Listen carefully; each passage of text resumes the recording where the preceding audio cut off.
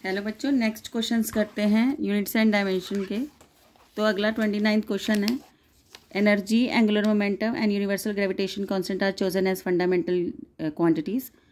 The dimensions of universal gravitation constant in dimensional formula और Planck's constant. Planck's constant जो है उसमें देखना है कि जी के क्या आपके पावर है।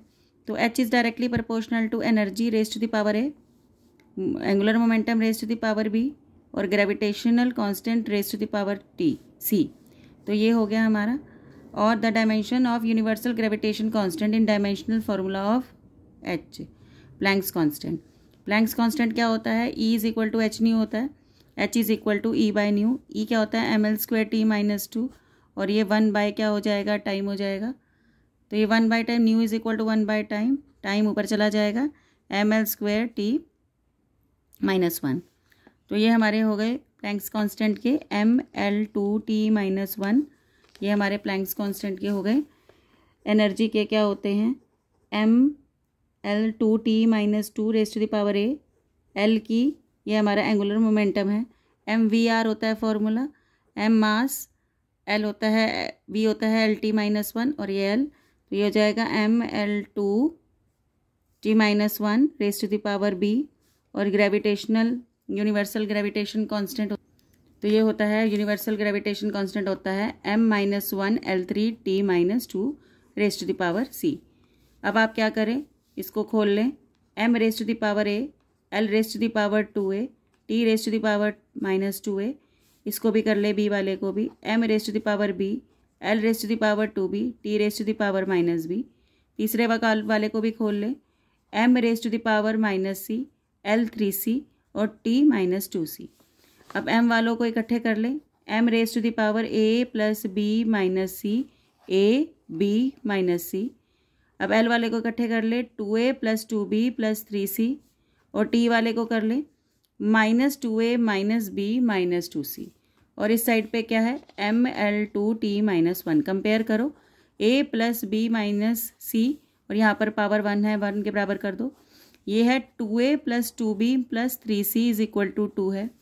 और तीसरा कर दो, -2a minus b minus 2c is equal to -1। इन दोनों को सॉल्व करो। सॉल्व करके बेसिकली हमने c की वैल्यू निकालनी है। तो हम क्या करते हैं, a प्लस b, क्योंकि उसने पावर ही g की पूछी है तो हम g की पावर निकालेंगे, इज इक्वल टू 1। इसको मल्टीप्लाई बाय क्या कर दो, 2। तो ये 2a हो गया, ये 2b हो गया, -2c is equal to 2। Second देखिए, 2a plus 2b plus 3c is equal to 2। आप इसको करिए तो ये क्या हो जाएगा, c इज इक्वल टू 0 आ गया। c इज इक्वल टू 0, यही हमसे पूछा है c की पावर क्या होगी, तो c की पावर होगी 0। नेक्स्ट क्वेश्चन है आपका, 1 Mach number is equal to speed of sound के बराबर होता है। बार किसके यूनिट है? एरिया के, न्यूक्लियर एरिया को सेक्शन के यूनिट है, एरिया की यूनिट है। और ये 10 raise to power -28 meter square होता है। 1 torr 1 mm of H G के बराबर होता है। सोलर कांस्टेंट किसके इक्वल होता है? बेटा सोलर कांस्टेंट होता है energy per unit area per unit time. Energy क्या हुआ? ml²t-2, एरिया हुआ l2 और टाइम हुआ t। ये गया mt, ये +1 ऊपर जाके -3, mt -3 हो गया है, mt -3। This is the right answer. The numeric value of Young's modulus is beta. Young's modulus की न्यूमेरिक वैल्यू क्या दे रखी थी आपको? बीटा दे रखी थी। अब बीटा के यूनिट क्या होते हैं? बीटा के यूनिट होते हैं न्यूटन पर मीटर स्क्वायर। प्रेशर वाले, स्ट्रेस वाले यूनिट होते हैं। अब इसको सीजीएस में कन्वर्ट करना है। बीटा तो चलेगा ही, 10 raise to the power 5 dyne होता है 1 न्यूटन। और मीटर को सेंटीमीटर में, 1 मीटर में क्या होते हैं? 100 सेंटीमीटर होते हैं, इसका होल स्क्वायर। तो 10 raise to the power 5 upon 10 raise to the power 4 dyne पर सेंटीमीटर स्क्वायर। ये गया। तो ये 10 बीटा आपका क्या आ गया? आंसर आ गया। 10 beta is your answer. Next question है, the dimension of magnetic field in ml/t&c। अब ये इसके टर्म्स में आपने मैग्नेटिक फील्ड के यूनिट निकालने हैं। आपको मैग्नेटिक फील्ड का एक फॉर्मूला पता है, फोर्स का, लॉरेंस फोर्स का, QVB sin थीटा। यहाँ पर B यूनिट निकालोगे, F हो गया अपन Q हो गया और हो गया हमारा V। अब आपको पता है F के क्या होता है? mlt-2। आप उसने बोला है कि चार्ज को कूलम ले लो, l T minus one, l से एल गया, एम सी माइनस वन हो गया, और जो आपका टी है ये हो गया माइनस वन, ये माइनस वन ऊपर गया प्लस वन, तो माइनस टू प्लस वन कितना हो गया माइनस वन। तो यहाँ पर क्या आंसर आया, एम सी माइनस वन, एम सी माइनस वन और टी माइनस वन, ये पहला वाला आंसर है, M C minus one T minus one. The SI unit of magnetic permeability, आपको पता है परमिएबिलिटी क्या होती है, परमिएबिलिटी म्यू नॉट होती है। तो पहले तो हम ये देखो, इसमें एम्पियर दे रखा है ए और आपको हेनरी दे रखा है एच, तो एच पहले हम एच वाली कर लेते हैं क्लियर। तो एल का फॉर्मूला क्या होता है, जो एल होता है वो किसके इक्वल होता है, mu naught N one N two A upon L. तो हेनरी इसके हो गए, ठीक है, इसके तो कोई यूनिट नहीं होते नंबर के, ये लेंथ के, ये ऊपर गया लेंथ, ये एल हो गए, एरिया नीचे गया एल स्क्वायर हो गए, तो ये हो गया हेनरी अपॉन लेंथ, लेंथ मतलब कि मीटर, हेनरी मीटर इनवर्स जो है वो आपके यूनिट हो गए, हेनरी पर मीटर या हेनरी मीटर इनवर्स। तो यहाँ पर आंसर देख लेते हैं, ये है हेनरी मीटर इनवर्स, तो यही हमारा राइट आंसर आ गया है। Which of the following represent the correct dimensions of coefficient of viscosity, तो इसके लिए हमें विस्कोसिटी वाला फॉर्मूला पता होना चाहिए, F is equal to minus eta A D V by D X. तो इसमें से ईटा निकाल लो। देखो फोर्स के क्या होते हैं, M L T minus two, पहले हम देख लें हमें क्या बोला है डायमेंशंस निकालने के लिए, F के, ये डी एक्स ऊपर जाएगा तो लेंथ के हैं, और ये क्या है ए नीचे जाएगा तो एरिया एल स्क्वायर, और वेलोसिटी भी नीचे जाएगी तो एल टी माइनस वन। तो यहाँ से आप ईटा के वैल्यू निकाल लो, ये ए दो, ये दो कट गया, ये एल ऊपर चला गया, एम एल माइनस वन हो गया, और T minus two plus one T minus one. तो ये हमारे किसके यूनिट हो गए, ईटा के डायमेंशंस हो गए। तो डायमेंशंस हम चेक कर लेते हैं, M L minus one T minus one, तो c is our correct answer. What are the dimensions of k is equal to one upon four pi epsilon nought, one upon four pi epsilon nought के हमें dimensions निकालने हैं। देखो इसके dimension epsilon से उल्टे हो जाएंगे क्योंकि एप्सिलॉन नीचे है, तो पहले f is equal to one upon four pi epsilon naught Q one Q two by R square, तो इसको इधर रखो, one upon four pi epsilon naught F R square upon Q one Q two, बस यही करना है हमने इसके अंदर। M L T minus two कर लो, ठीक है, और इसको एल टू कर लो, डिस्टेंस का स्क्वायर, ये भी कूलम और ये भी कूलम, इसको कूलम कूलम लेने के लिए बोला है उसने, ए टी में नहीं चेंज करने के लिए बोला। तो एम हो गया, एल की थ्री हो गया, टी की माइनस टू हो गया, सी ऊपर गया तो सी की माइनस टू हो गया। अब देखो सी की माइनस टू इसमें, ठीक है, अब है हमारे पास meter square meter cube. Actually में क्वेश्चन गलत है, इसमें डायमेंशन नहीं, इसमें यूनिट पूछे गए हैं, ये सारे यूनिट हैं।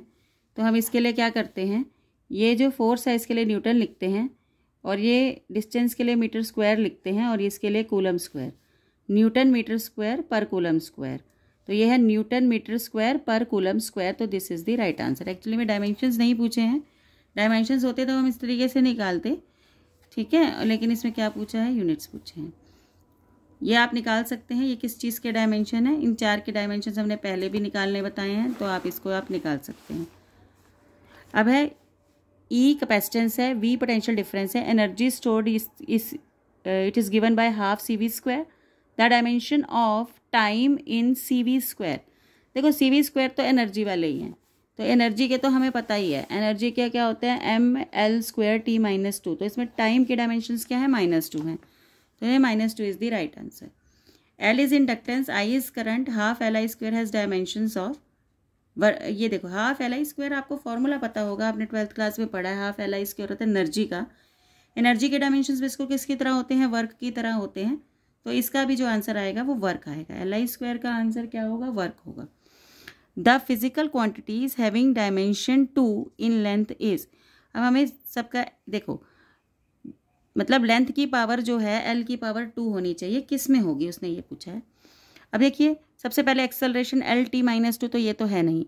स्ट्रेस क्या क्या होता है, प्रेशर वाला होता है, स्ट्रेस का क्या होता है, प्रेशर वाला, तो प्रेशर होता है फोर्स अपॉन में एरिया, फोर्स होता है M L T minus two और एरिया होता है एल स्क्वायर, तो M L minus one T minus two, ये भी नहीं होगा। अब आ जाते हैं पावर पे, पावर होता है वर्क अपॉन में टाइम, वर्क तो वही होता है एनर्जी वाला, ml2t - 2 अपॉन में टाइम, तो ml2t - 2 +1 ऊपर गया तो -1 -3, तो उसको क्या चाहिए, लेंथ के 2 चाहिए, तो इसमें है लेंथ के 2, ठीक है। तो पावर में है आपके लेंथ के पावर 2। नेक्स्ट क्वेश्चन है this coulomb square joule inverse can be the unit of. अब इसको देखो, कूलम का स्क्वायर और जूल इनवर्स ये किसके यूनिट हो सकते हैं। तो हमने क्या बोला कि ये मान लो किसी क्वांटिटी x के यूनिट होते हैं, ठीक है। और ये जो जूल इनवर्स है ये क्या, कूलम ये है, कूलम स्क्वायर मतलब चार्ज का स्क्वायर होगा, और ये एनर्जी है मतलब ये एनर्जी होगा, और जूल मतलब एनर्जी का -1 है तो नीचे जाके एनर्जी हो जाएगी, ये कोई भी फिजिकल क्वांटिटी।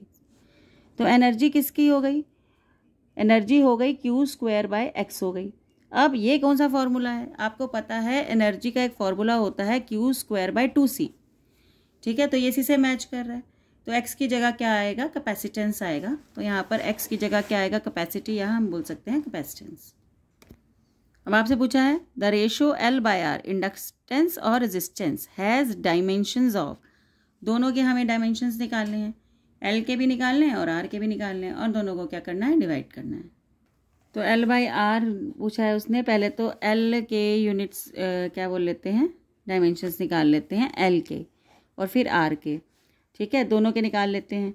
R किसके बराबर होता है, V/I के बराबर होता है, तो यहाँ पर लिख दो V/I। और अब ये देखो एनर्जी के यूनिट होते हैं ½LI², आप कोई और भी यूज़ कर सकते हैं, तो यहाँ L हो गया एनर्जी बाय करंट का स्क्वायर, ठीक है। तो ये एनर्जी बाय I² हो गया, तो ये क्या हो गया, energy by I² into I/V, तो आपका एक I से एक I कट गया।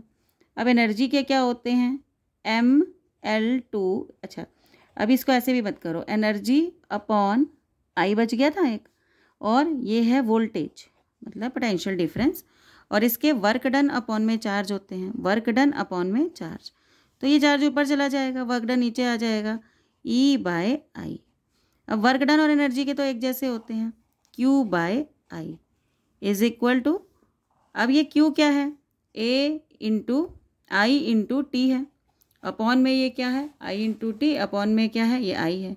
तो इसके डायमेंशन किसकी तरह हुआ है, सिर्फ टाइम बच गया, तो इसके डायमेंशन किसकी तरह हुआ है, टाइम की तरह हुआ है, तो C is your right answer, time की तरह हुआ है। तो इस तरह से हम इसे निकाल लेते हैं। अब ये है the dimensions of length in electrical resistances, length की इलेक्ट्रिकल रेजिस्टेंस निकालना है। देखो रेजिस्टेंस क्या होता है, इलेक्ट्रिकल रेजिस्टेंस होता है R is equal to V/I, ठीक है। तो R हो गया वर्क डन अपॉन में चार्ज, ठीक है, इनटू में क्या हो गया, I हो गया। अब वर्क डन का क्या फॉर्मूला होता है, ml2t - 2 डायमेंशन फार्मूला हो गया, ये A इंटू टी होता है और ये A होता है, ये चार्ज होता है करंट इंटू टाइम, और ये है टाइम, सॉरी सीधा ही करंट है ये। तो आपका क्या आ जाएगा, ml2t +1 ऊपर जाएगा -3, A की -2। अब हमें किसके डायमेंशन पूछे थे, लेंथ के, लेंथ के क्या पावर है, 2 है पावर, तो इसका आंसर है A, 2 पावर हो गई इसकी। नेक्स्ट है आपका, if J and E represent angular momentum and rotational kinetic energy, J आपका एंगुलर मोमेंटम है और E रोटेशनल काइनेटिक एनर्जी है of a body, J²/2E represents the following quantities. J आपको बोल दिया एंगुलर मोमेंटम, एंगुलर मोमेंटम हो गया mv/r के इक्वल हो गया, ठीक है। और E क्या बोल दिया आपको, काइनेटिक एनर्जी बोल दिया। काइनेटिक एनर्जी क्या हो गया, ये हो गया आपका ½I⍵² होती है, रोटेशनल काइनेटिक एनर्जी होती है। तो उन्होंने हमसे पूछा है कि J²/2E जो है वो किस फिजिकल क्वांटिटी को रिप्रेजेंट कर रहा है। तो फिर आपका क्या हो गया, J जो हो गया वो एंगुलर मोमेंटम हो गया, ठीक है। तो एंगुलर मोमेंटम L² अपॉन 2, ये आपकी क्या आ गई, काइनेटिक एनर्जी आ गई, रोटेशनल काइनेटिक एनर्जी। अब हम इसको ले लेते हैं mvr मास LT-1 और RL, इन सब का आपको क्या करना है, स्क्वायर करना है। डिवाइडेड बाय 2 की तो कोई क्रेडिबिलिटी है नहीं यहाँ पर। और दूसरा है आपके पास एनर्जी, ठीक है, काइनेटिक एनर्जी। अब पहले रोटेशनल काइनेटिक एनर्जी निकाल लेते हैं। हाफ मोमेंट ऑफ इनर्शिया होता है mr², और ये है हमारी एंगुलर जो है फ्रीक्वेंसी है 2πν का होल स्क्वायर हो गया आपका यहाँ पर। तो ये हो जाएगा mr², न्यू मतलब क्या हो जाएगा 1/टाइम का स्क्वायर, 1/टाइम का स्क्वायर हो गया। m मास, डिस्टेंस का स्क्वायर t की -2, ये लगा दिया मैंने, ये उठा के यहाँ लगा दिया। अब m2 L2 t -2 L2, m L2 t -2, m से m गया, एक m बच गया, L² से L² कैंसिल, इससे ये cancel, L2 m L2, mass into distance का स्क्वायर, मास इंटू डिस्टेंस का स्क्वायर होता है आपका मोमेंट ऑफ इनर्शिया, तो C is your right answer. तो इस तरह से हम ये वाले क्वेश्चंस निकाल सकते हैं।